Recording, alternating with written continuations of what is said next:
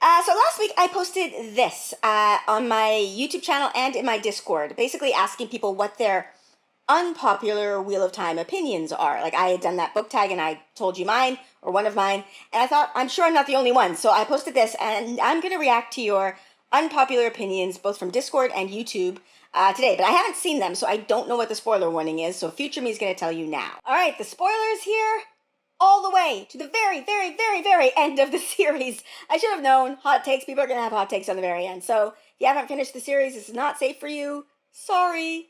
Bye-bye. Okay. Sorry, I was just trying to finish the alphabet. I got up to K last time and got stuck. It has trouble with things that you have to look at the front of because the hand sensor is on my chest. So, yeah.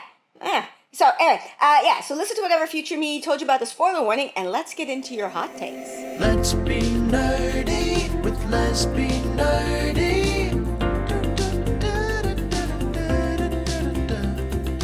Let's be nerdy with Let's Be Nerdy. Okay, first hot take from Dad Chosen One. Sorry, the Chosen One. Sorry, I just got your name. Gathering Storm Matte is better. I'm assuming that's better. Oh, I had to teach this once in math, and I always got the greater than and less than confused. Is that, if this is a hot take, I'm going to say that means greater than, because that is the hot take. Gathering Storm Matte is greater than Knife of Dreams Matte. And that is a hot take. That's a really hot take.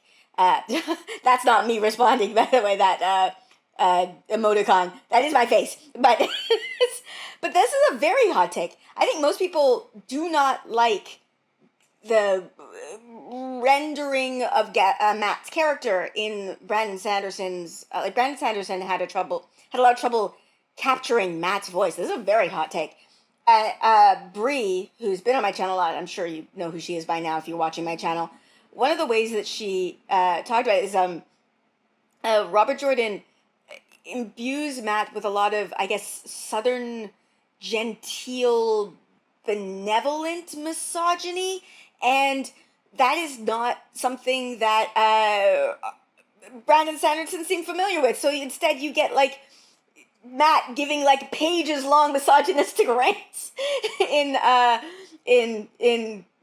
Brandon Sanderson's books. So this is a very, very hot take. I want to know more about why you, if I'm reading, I could I could be wrong about what that mathematic symbol is, but if I'm reading this right, that's a very hot take, and I want to know more. Next one, by H. Greenby. Every reader who believed Moraine was alive because of Min's vision is placing the same faith in Min's visions as Elaine does with her kids being born healthy, and has no room to criticize Elaine. Huh. Yeah, I mean, that's true. Okay, all right, a couple of things. First of all, I'm just going to say, I don't think I've clocked that spoiler warning, I guess I know where that spoiler warning goes, that Moraine was alive, just because when Lanfear came back, I was like, oh, Lanfear died in the, Sindane. Lanfear died in Finland, so Moraine must have died there too. That was the logical jump that I made, and I don't know. I didn't anticipate Moraine coming back, and I know she's the Gandalf. I should have, but Tom had been the Gandalf in my head. Tom had, like, sacrificed himself and come back, so I thought, oh, he's already hit that beat. I didn't think Moraine was going to hit that beat too. So, yeah, I don't know that I made this assumption. Oh, I don't know. It's so, okay.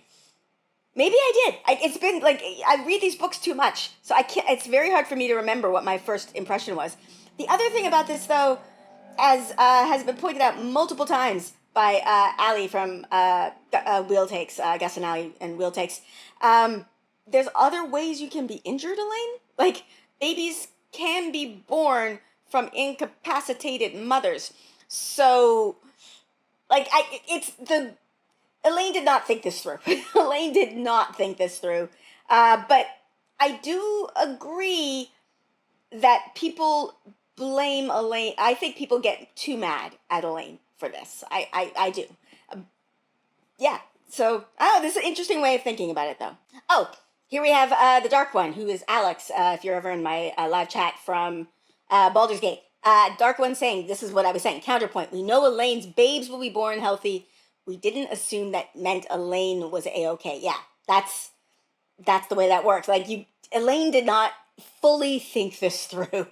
Yeah. And I think there are other reasons to suspect Maureen's survival outside of the viewing, little hints sprinkled in the books.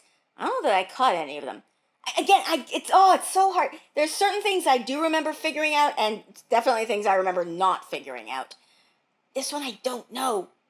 I actually don't know what I thought about this. I'm not confident that I got it wrong. I'm also not confident that I got it right. I don't know. Oh, okay. Alex goes on to say, I like show Moraine, and I wish book Moraine had some aspects like that. A scene of her threatening or promising to kill the EF5 if she thought they were going to the shadow would have given a different spin on her.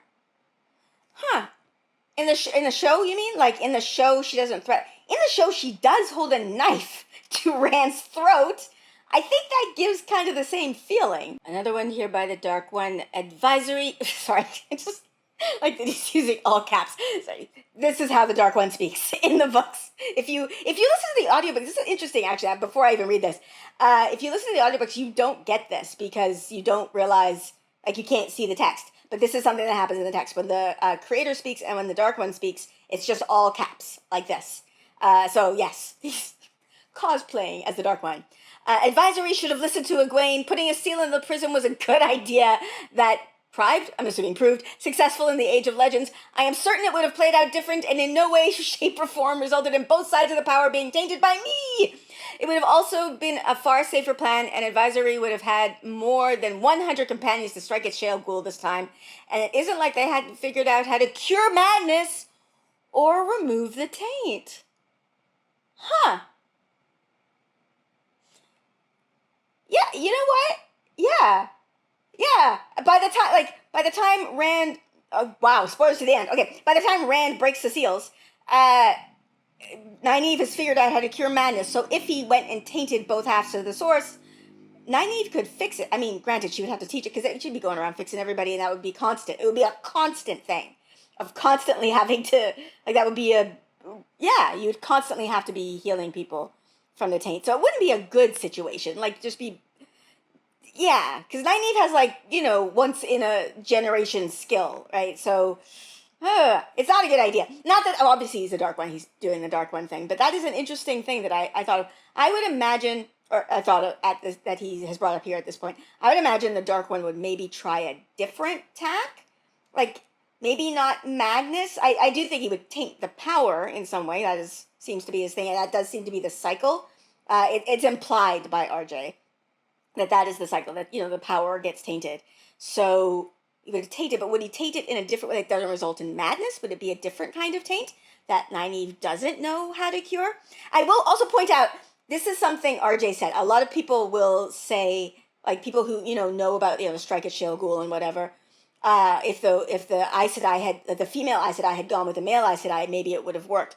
RJ has said, again, outside of the canon, no, it would not have. If the female Aes Sedai had gone with him, both sides of the source would have been tainted, which would have been a disaster, like, way worse than it actually was. So it's interesting this is very, very interesting to think about this. I hadn't thought about the fact that they had figured out how to cure madness at this point. Like, they could have just, that's interesting. Interesting. All right, this one is Toffee Stead. Sorry. I never see people's usernames out loud. I recognize the names. I just don't say them. All right, Toffee Steadeth. The ending of the eye was good, actually. Despite maybe needing a couple of editing touches or a couple of sentences inserted to more clearly delineate when the Rand goes from standing around watching the showdown to running to the cliff. Okay, I will forever stand the Green Man and his sacrifice. I do love the Green Man. I admit, I love the Green Man. I get excited when the Green Man returns in The Shadow Rising. I'm like, yay! I don't think, I don't know if I would say the ending of the eye, the eye was bad, like, in my opinion, obviously. This is all opinion, right?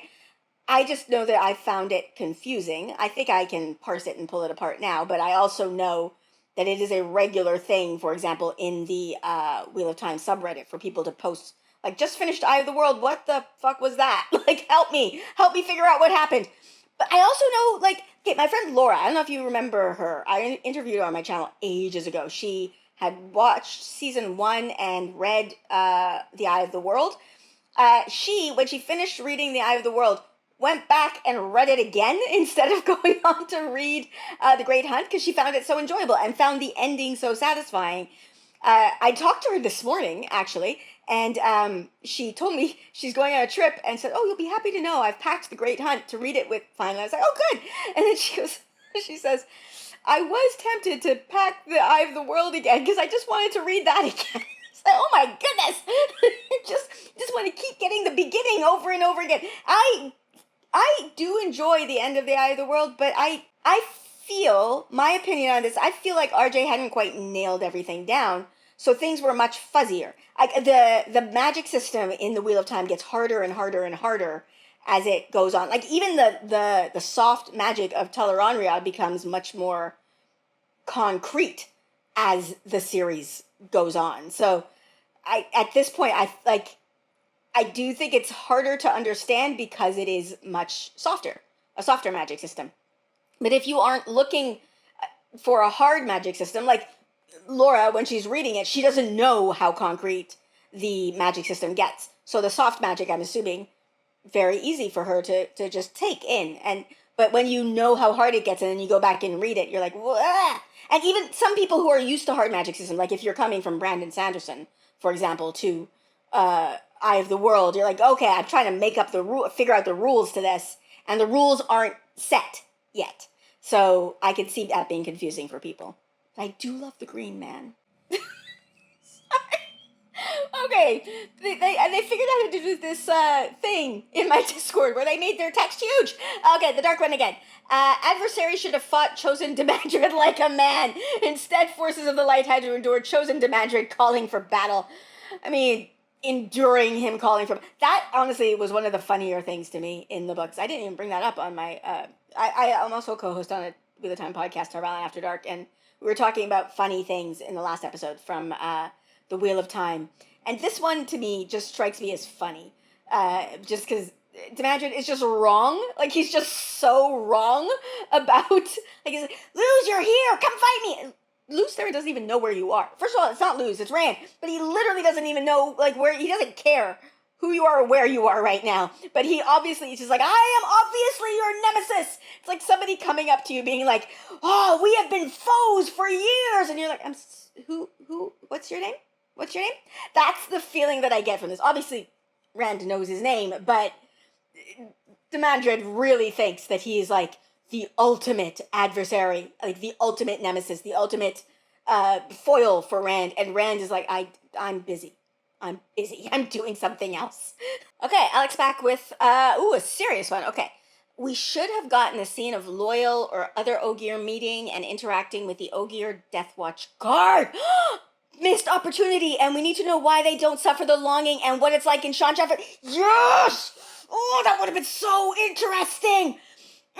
Yes, just it would be best if it was Loyal, like, obviously, because we love Loyal, and more Loyal is just better, obviously. But literally, any Ogier from the Westlands meeting any Ogier from Seanchan would have been amazing, because, yeah, I've had this conversation with people about, like, why don't the Ogier in Seanchan have the longing? And they'll be like, oh, it's just obvious. There were plenty of steading over there, and the breaking didn't happen there as much. Why wouldn't the breaking happen in Seanchan as much as it happened in the Westlands? That doesn't make any sense. It's like, unless for some reason all of the men were, like, most of the men who could channel were in the Westlands part, which I know there were 100 companions at the beginning, but, like... I'm sorry, there's a lot more than 100 men in the world. Like, that's just even among channelers, like, in a world where channeling was widely accepted, I would imagine that there would have been millions of channelers. 100 of them is not enough to make it, like, what? What? But, okay, yes, I would have loved this.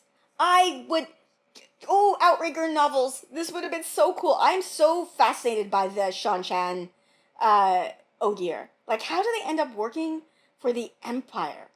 Because The Ogier on our side, our side of the Aerith Ocean would abhor the concept of slavery. Whereas the Ogier and Shanchan just like willingly engage with a system that enslaves people. And they have long memories. Like the Ogier there would know. They would know why they have this hatred of the Aes Sedai and Channelers. They would remember the history of the Westlands. They would know that a large part of this is based on lies. I do know that the female Channelers, like the Aes Sedai in Shanchan, were vying for power, but that wasn't happening everywhere.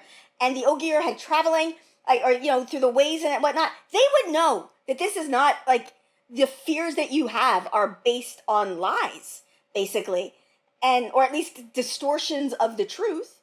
And so, missed opportunity for sure. All right, Corsouvre. My probably unpopular opinion is if RJ hadn't died, the series probably wouldn't have ended yet. I don't know about that. I legitimately don't know what I think about that, to be honest.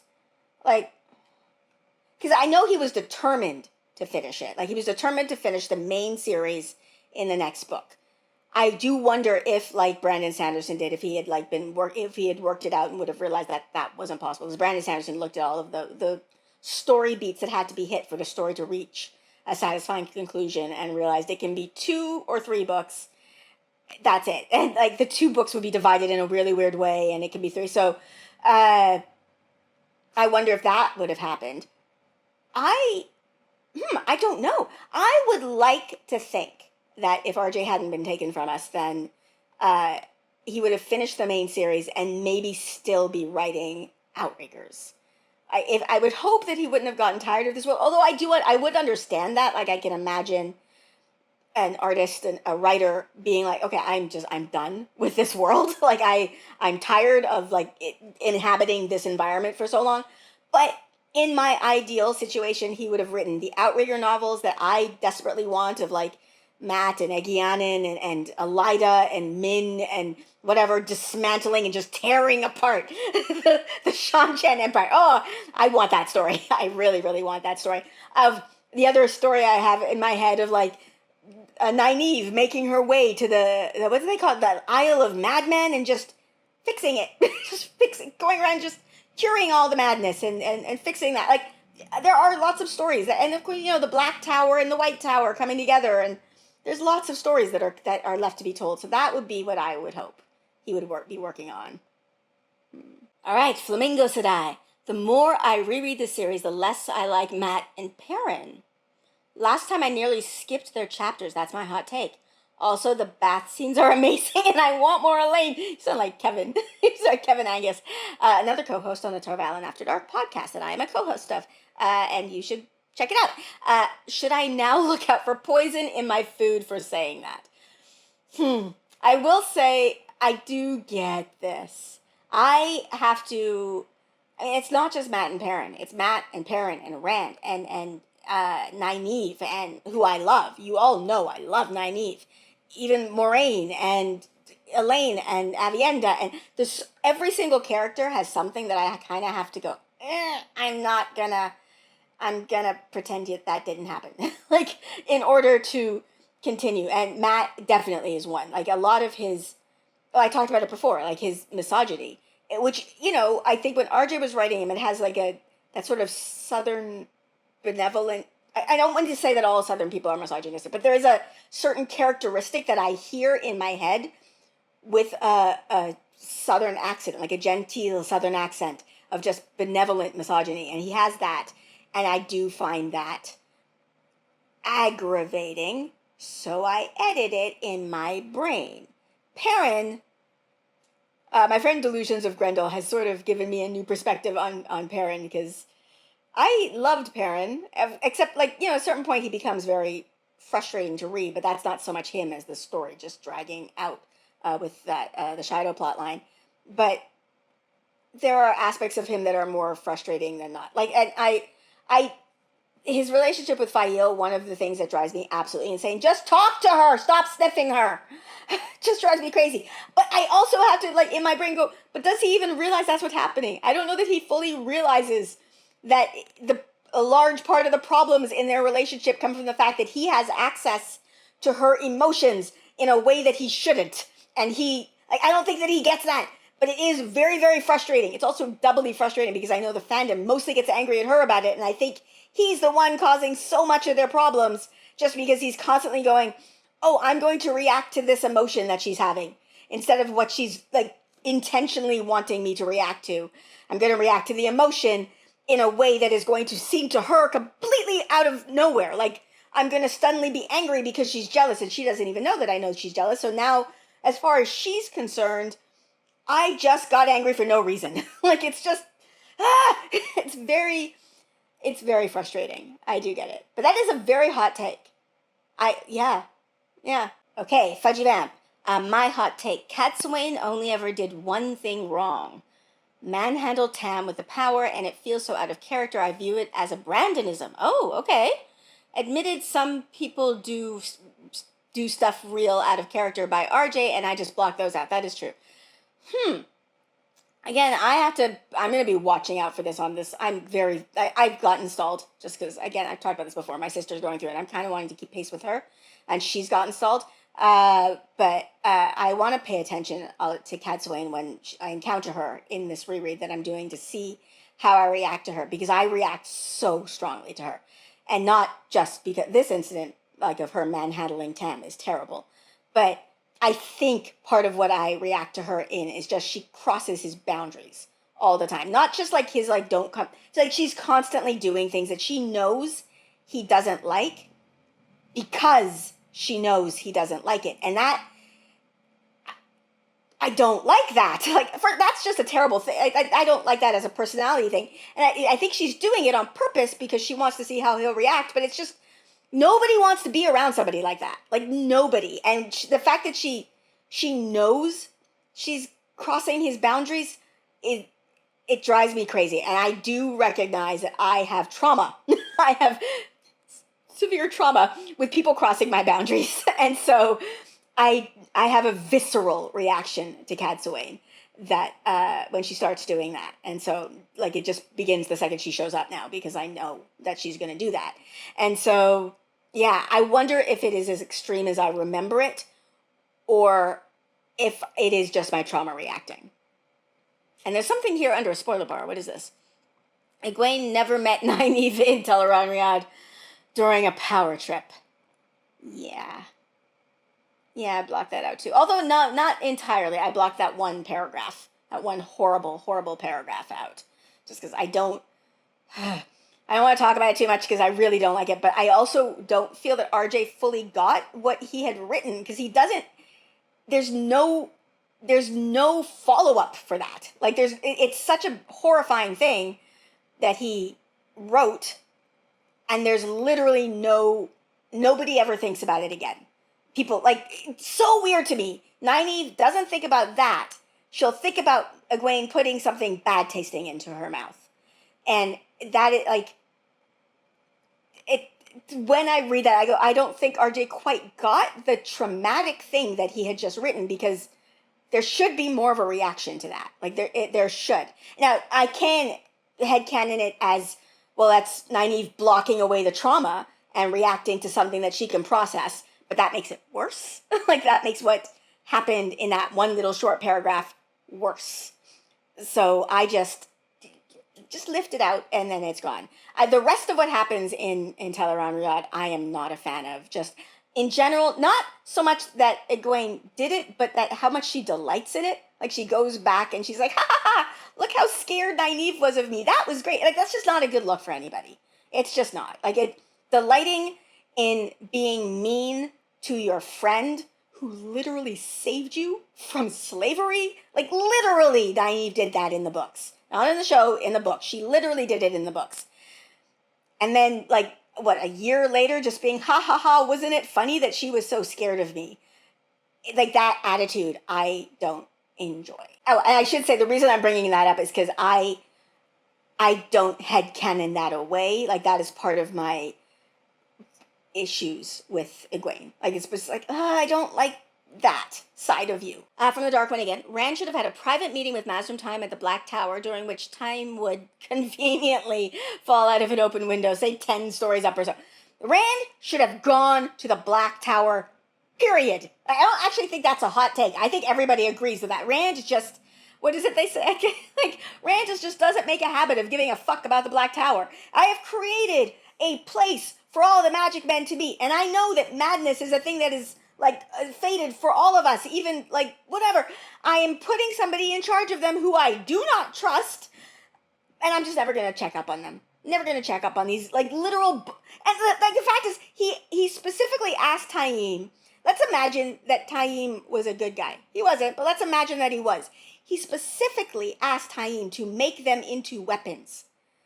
You're not gonna check up on your big tower full of weapons?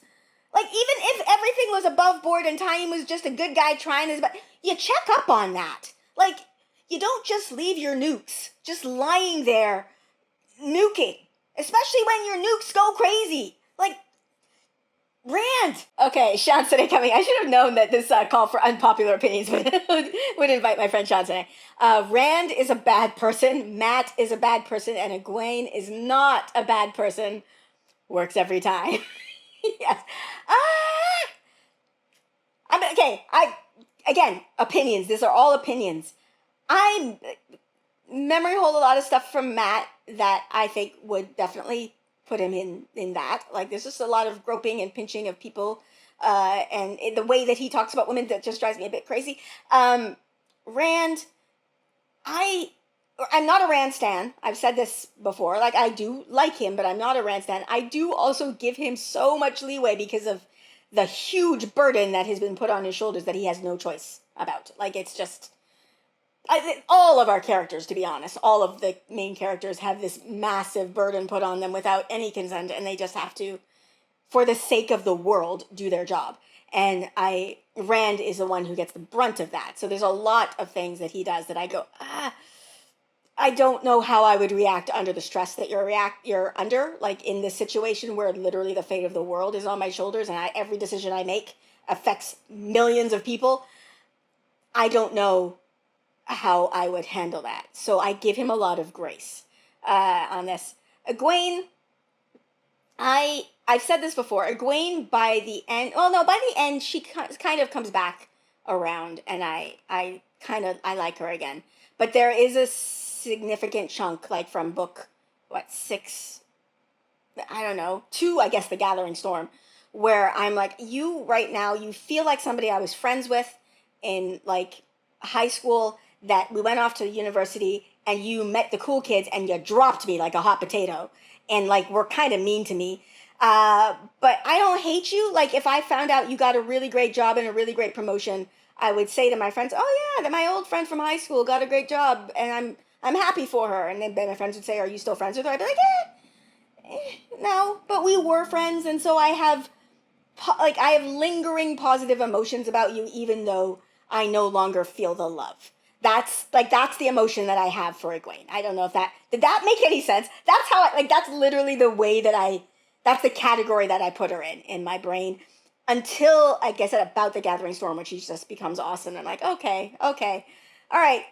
So, yeah. All right, another hot take from the dark, sorry, I'm just letting you know, my friend Rapunzel told me that she would put this here so that I would know where the actual hot takes were, because there's a lot of conversation happening in this channel on my Discord. From the dark one, Natron's Barrow was a necessary evil. Think U.S. invasion of Japan without the nukes. That's what Rand and co. would have been facing. That's a hot take. That's a hot political take. Because, like, there are debates about whether nuking Japan was a necessary thing to do. Like, this is getting into, like, real world hot takes. Oh, that's interesting. That's thinking of it as a like, there are definitely things in the books that I think were necessary evils that our characters were backed into. This is gonna be my own hot take. Although I know why Rand made peace with the Shan-Chan, despite the fact that they have slavery. Like, I don't think Rand had a choice because Tuon was being a dick. Like, I don't I don't blame Rand at that point because he knows he needs her. And she knows he needs her. Like, she knows he needs the Shan Empire. So she backs him into that corner. Basically, I think if he had refused to make peace with the Shan, then he would have had a war on two fronts, one of which being the embodiment of all evil. Obviously, I think Tuon should have capitulated, but like that's one of those things where it's like, oh, that was awful. That was awful that he made peace in this situation. I don't think when you're dealing with the fate of the world, what choice did he have? But this one, I don't know. Ooh, this is a hot take. This is a hot take. Okay, this is a Hobbit Skull. This one doesn't actually have the hot take icon on it, but I'm going to talk about this because this one is, I've gotten in arguments with people about this. Rand always refers to the woman he decapitated as a dark friend, but there's actually no evidence she was a dark friend at all. The presence of a gray man could easily have been entirely unknown to her, and not being noticed is literally what gray men do. Yes, I don't know why people get so stuck on this. I agree with this 100%. Rand killed a woman, decapitated her, and 10 other people. Like, why are we always focusing on the woman? Because Rand, I guess, focuses on the woman. He killed 10 people who did nothing to him except ask to join him at his fire. He just killed them. And then, like, played with their corpses in The Dragon Reborn, if you're not... with no evidence. And the reason that we know that they're dark friends... well, the reason we know for sure is that RJ said it outside of, like, in an interview or, like, at a book signing or something. There's no evidence in the books. The only evidence is that there's a gray man with them. And why the fuck are we assuming that they know that there's a gray man with them? Because literally that's what gray men do. That's what gray men do. The other people will say to me, like, as I've had this conversation where people argue with me about this, and they're like, but why would the merchants be there? That they're in an everything that happens in these books is an unlikely situation. Rand being there is an unlikely situation. Why is he, assuming that he's the only one who's allowed to be in an unlikely place at an unlikely time? That is not evidence of dark friendery. This would not stand up in court. It does not stand up. In the canon of the books, he just killed 10 people and then justified it in his own mind by saying that they were dark friends. Like, it doesn't compute. Especially, like, again, the other argument people will say to me is, but he's Rand. Like, he has the ability to sense. He fucking almost killed Perrin either right before or right after this. He almost killed one of his best friends and closest allies. You're telling me that the man who literally, with balefire, almost killed his best friend, like, pages before or pages after this, can somehow sense dark friends? No! No! He's a murderer at this point. This is one of those things I do, like, pull this out and just memory hold it, because it doesn't make sense to me in this point in the book. Like, this is one of those things in my mind, I go, okay, at this point when RJ was writing, he thought the series was going to be 6 books. So he had Rand go completely mad. And it makes sense in that context, but then he has to pull him back because he realizes he has a lot more story that he can tell. They've just told him he can write as many books as he wants, basically. So he pulls back. This happening in, like, book 7, 8, 9 would make perfect, after Dumais Wells, basically. This happening after Dumais Wells, I would not memory hold. Even, like, written as exactly as it is, with him murdering people who have no evidence of them being dark friends. I would not memory hold it at that point, because Rand at that point is messed up. At this point in the story, I don't think Rand's at this place yet. The only justification that makes any sense is the whole, like, she is tormenting him, and but that's just, it's such a stretch to me that it doesn't work, so I just fully lift this and memory hold it. Okay, Shantz responded to that, and her response is really interesting to me. This is precisely my point. I would even go further to say that it is not acceptable to simply murder people who are dark friends, as that is tantamount to executing someone for thought crimes. Unless a dark friend does something dark friendy, it is not moral to preemptively strike. That is interesting, because that is, in the books, in the morality of the books, a dark friend is kill on sight. Like, if you know that they're a dark friend, you are allowed to kill them. I think, even at some point, we learned that the oaths of the Aes Sedai allow that. So if you believe that someone is a dark friend, you're allowed to use the power as a weapon against them. In defense, the assumption being that anybody who's a dark friend will be willing to kill you, I'm assuming. But this is an interesting thing to think, because the assumption we always have dark friends are evil, but if they don't do anything dark friendly, then they're just people who believe basically a different religion than is the accepted religion of the book. This is like it gets a bit esoteric. Like that's not the way the world of the Wheel of Time works. Where I guess the assumption that RJ is expecting us to go in is that every dark friend will have done something. Like in order to become a dark friend, maybe you have to do like you know get jumped in or something. You have to do something evil. But yeah, this is an interesting take. Interesting. All right, that's it. That is my reactions to all of your Wheel of Time hot takes. And there were some hot takes in there. It was a very long video, so this might be multiple videos, which, you know, because there are a lot of hot takes. But yeah, let me know if you have any more hot takes in the comments below, and let me know your thoughts on these hot takes. And if you like my content and you want to support me, I do have a Patreon that is also linked in the description below. To my patrons, as always, thank you so much for your continued support. Could not do this without you. You mean the world to me. So thank you so much. And with that, I am gonna end this here. So please like, subscribe, and I'll see you next time. Bye.